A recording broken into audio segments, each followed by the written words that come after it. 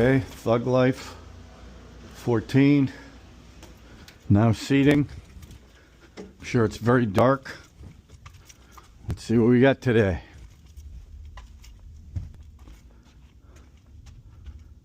Thug Life. Well, looks like my own private screening. How about that? Hey everyone, it's John, your Indian Cine-MANIAC, back with another 10-ish minute review, and this one is in the theater. That's right. I'm here to see Thug Life, starring Kamal Haasan. Fingers crossed, because I came to the Regal Theater, that's my theater, to see the film. So hopefully it's going to be good. After watching Nayakan, I expect big things, El Koshi. So I guess we'll find out in about 3 hours, okay? So on to the film and then the review. A little longer than a few minutes later. Well, okay. Out of the theater to review the film I just watched, Thug Life. Just released this week in the States. And it's directed by Mani Ratnam, who I just saw Nayakan that he directed, and Guru that I liked. Stars Kamal Haasan, Hey Ram, Nayakan, Indian, amongst others. Trisha Krishnan, who was in Good, Bad, and Ugly, Goat, and Leo. Joju George, who was in Retro and Trance, and Ali Fazal, who was in Mirzapur and Kufaya. Okay, now this will be, when I do these out of the theater reviews, I don't put a lot of clips because it's the only thing available is the trailer, and I did a trailer reaction on the film. So my overall, let's see, are there spoilers in this film? Yeah, there are, but what the heck? You know what? It is what it is. Wait, let me get that flickering light off so you're not distracted by that. Okay, my overall thought of this film was it felt long. I have to say that. There were 10 people in the audience with me. I was not alone.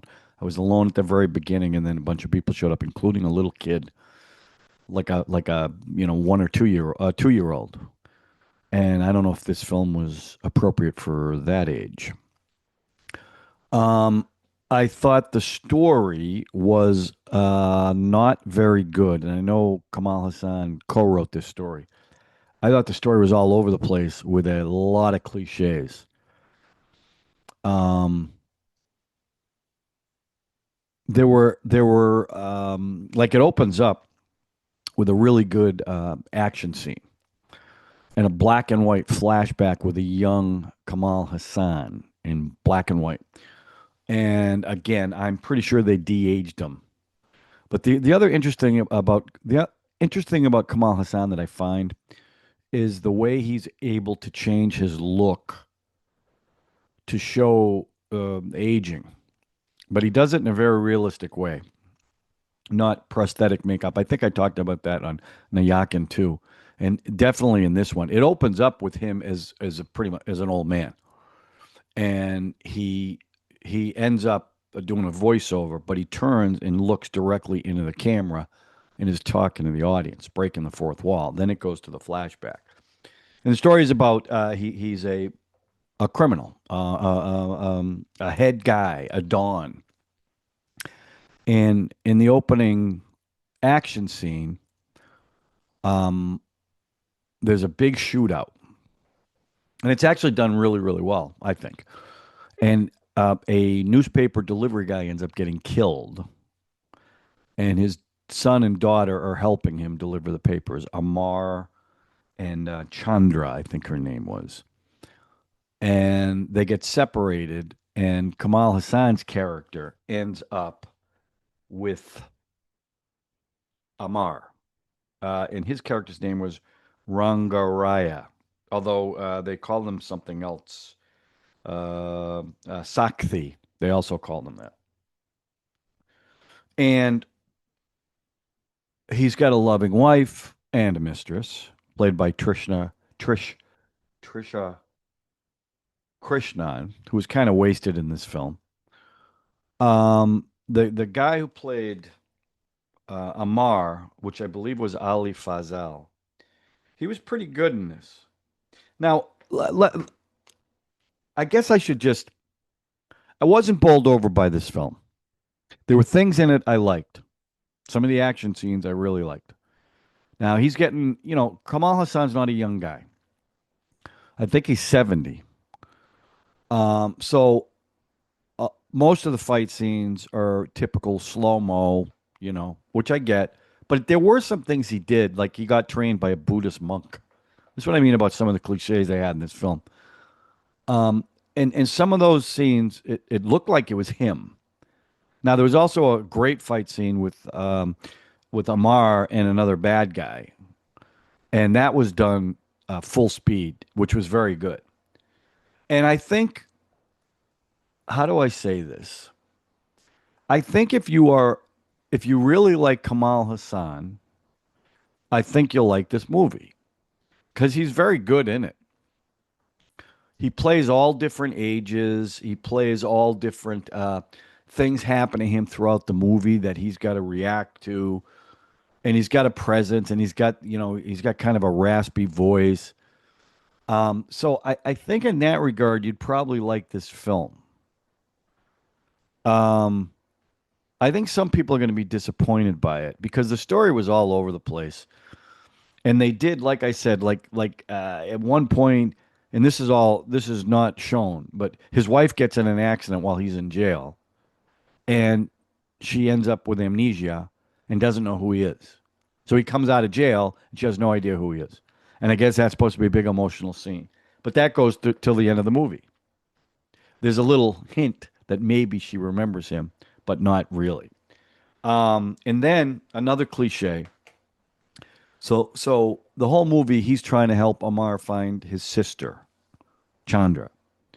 And this was really, really predictable. I figured this out right away. She ends up being the ex-wife of the police guy that's going after him, Hassan's character, who's the son of the cop in the flashback that tried to shoot him, but he used Amar as a shield. Okay? Now, you don't know it's Chandra till he ends up getting injured pretty badly, and she's a pediatrician, and she helps him get through it, gives him a drug to help him sleep, and that's when he asks if she's Chandra, and of course, yes, there's recognition, and that was another good scene too, kind of funny. He gets ambushed at this house while he's drugged up, so he's got to fight while he's like getting woozy. I actually thought that was a pretty clever thing. So the end of the film. Now, I'm skipping over stuff because the plot is just so convoluted. But his son turns against him, Amar, and at the end of the film, the fight is between them. Big fight on a rooftop. Now, Hassan's character told Chandra to meet them there so she could meet the brother. So I already know what's going to happen. So they're fighting on the roof, and then Amar realizes that the reason he wanted to kill the father, not the father, his pseudo father. He was lied to about it, and he just figures that out at the end because they tell him one thing and he believes it. Then Hassan tells him another thing and he believes that. Okay, so then a bad guy tries to shoot him, and Hassan tries to save him, and no, he doesn't save him. So before Amar can speak to his long lost sister, he dies. And again, big emotional, it's supposed to be a big emotional thing, but to me, it was just kind of cliche. And the last scene is a harvest in a village. And there's Kamal Hassan retired from the crime business with his wife, who doesn't know who he is, and his daughter's kid. But there was some other things. Like I said, Trisha Krishnan, I think, was wasted in this. She played a mistress who ends up with after, and that I will say, and I'm jumping around all over the place because I'm not doing this the way I typically do it. But there was a scene where Amar and some of Hassan's crew turn on him, and it's actually a great scene in Nepal on a big mountain, 15,000 feet up elevation, and that scene was actually I like the way that was shot. I like the way it was done, the betrayal. But he gets pushed off the mountain in, falls down and hitting trees and gets, in the ice or in the snow. Then they cut back to the guys who just did this back in their village. So I don't know how much time has passed. Then they go back to the mountain and a tree falls, lands on him, and he wakes up. So he's not dead. That's when he ends up at a monastery, a monk, a Buddhist monk thing, which, they didn't show anything there, but he got trained on fighting like a Buddhist monk. And he's also shot several times. I mean, he gets beat up really bad in this film and manages to survive. So I get with these films and these characters like him, stuff like that happens. But I always found, at least in the movies I've seen, it's not quite, although Vikram was pretty over the top now that I say that. But his older stuff, it's not quite as over the top as this probably was. But I thought the trailer was better than the film. I have to tell you. I did think he is an amazing actor, and I appreciate what he does. But the movie overall was kind of meh. Like if I was, I'm gonna rate it. I'm gonna give it a 3. It was too long. I mean, there was a time in the film where I was like, I was phasing out, and I don't usually do that. Even though most Indian films are long, I don't do that. But this definitely had me phased out a little bit. But overall, I'd probably give it a 3.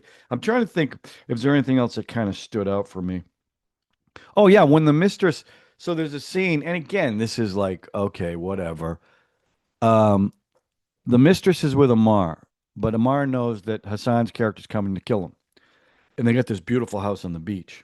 Well, some other crooks are trying to kill Amar, so they rig up a bomb. Okay, so the mother, Trisha Krishnan's character, and Amar are in this beautiful house that's about to blow up, but Amar's afraid, so he wants to leave and take her with her. She doesn't want to go. So he leaves anyway, but forgets his passport. So she comes running to the window because there's all kinds of big windows here. And he's riding on a four-wheeler on the beach to get to the airport, get somewhere. And she's banging through the window. And now you see the bomb with the timer. And all of a sudden, the house, I mean, and this was actually, it looked great. The entire house blows up. So they're all dead inside. Then there's a scene with Kamal Hassan's character going through the rubble trying to find her. But it was kind of was it fan service? I don't even know if it was fan service. No, I mean I guess it is because if you like Kamal Hassan, you're gonna like the film because he was good in it. But the film overall was I don't think it was a very good film. I think there was some decent action scenes in it. I found some of the stuff a little unbelievable. The way the sun turned on him so fast. It was violent. Uh, you know, but I don't know. That's what I think about the film. I'm sure I'm going to disappoint some people. I really was looking forward to it. I have to tell you, and I was a little disappointed by it. But a 3 still isn't. It's not a 1 or a 2. I haven't given many films that, but there was enough in it that I liked it enough. It was meh, but so that's what I thought of Thug Life. I'd like to know what you guys think. So leave a note in the comment section what you thought. And then I got to figure out what my next in the cinema review is going to be. Houseful 5 is playing at the theater that I saw this, but I don't know. Some people commented on those are kind of silly movies, but maybe that's what I need because some of the movies I've been watching have been so heavy. But anyway, that's what I think. So please let me know what you think in the comment section. If you agree, if you completely disagree, tell me why. Why was it such a great film? Let me flick my light back on. If you're new to the channel, please subscribe, hit the notification button, hit the like button. And as always, and this is really the way I can build this maniac community is if you share the video. That seems to be when we get the most traction. So if you would do that, I would be greatly appreciative of it. Okay, so that's my out of the theater review of Thug Life. And we'll talk to you soon with either a 10-ish minute review or a 10-ish minute trailer reaction. Thanks for watching, everybody.